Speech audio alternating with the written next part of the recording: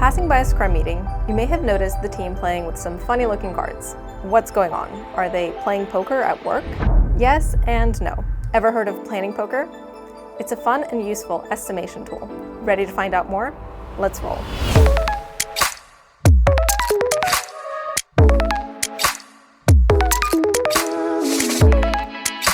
Before we begin, I'd like to thank our Scrum Master for helping us show the cards they have up their sleeve. Cards are commonly used as a means of visualizing work. Let's start by explaining the terms velocity and user stories. In Scrum, velocity is the amount of work the team can complete during one sprint. The team looks at the past sprints and how much work they accomplished and uses that to see how much work they can take on in the next one.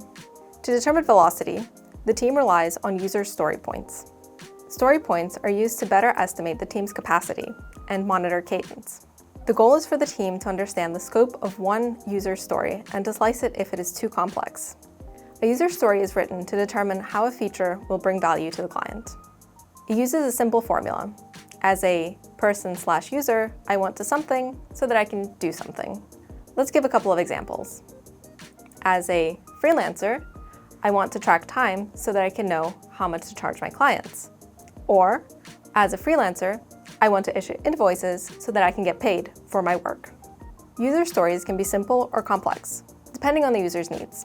Based on their complexity, the team gives each user story points using different techniques, such as dot voting, planning poker, and t-shirt sizing.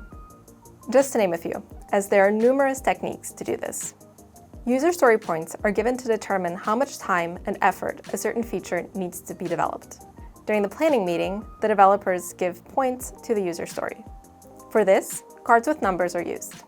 For example, we use 0, 1/2, 1, 2, 3, 5, 8, and so on. Some teams use the Fibonacci sequence. Numbers represent story complexity, not time. It goes from easy to difficult. The focus of estimating each user story is on the scope of the work, the complexity of implementation, and the risks of how it will affect other systems.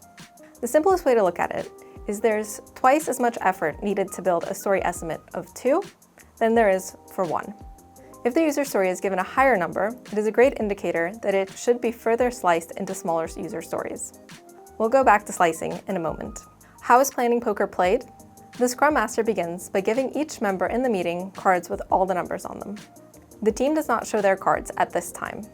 Once the team is aligned on the scope of the user story and understands the user story requirements, they proceed to vote.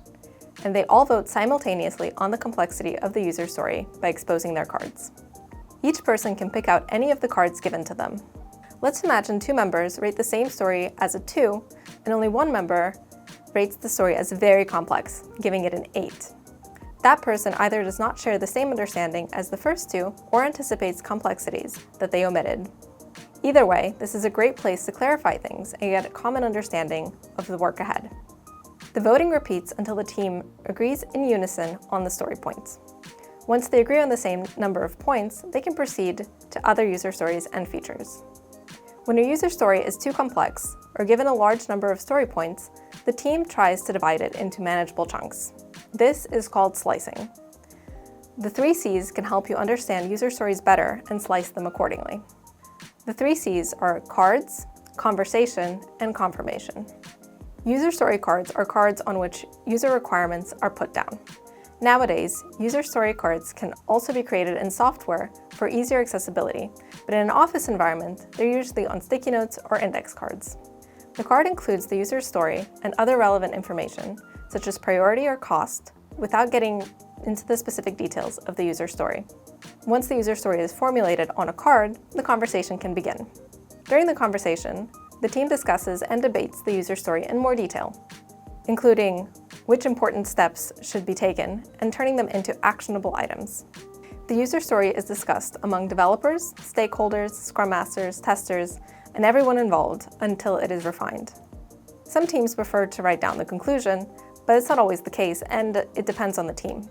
The story is viewed from all angles, concluding which steps are necessary to bring the feature or item from a user story to a working solution. The team then moves on to confirmation. During this stage, the acceptance criteria are defined and written down. Acceptance criteria ensure that the feature has been successfully implemented and has passed all of the acceptance tests. Firmly defined criteria for acceptance will help the team focus on their work, preventing tasks from piling up in progress for long periods. And they will know exactly when their work is done on a user story. To precisely estimate the team's capacity before they start working on items, you can use a burn down or burn up chart. While burn down charts show how much work is left, burn up charts show how much work has been done. Both show the team their progress and communicate to them early on if they need to change course. Placing one such chart somewhere where everyone can see it will give them a sense of accomplishment and a better understanding of the team's velocity and cadence.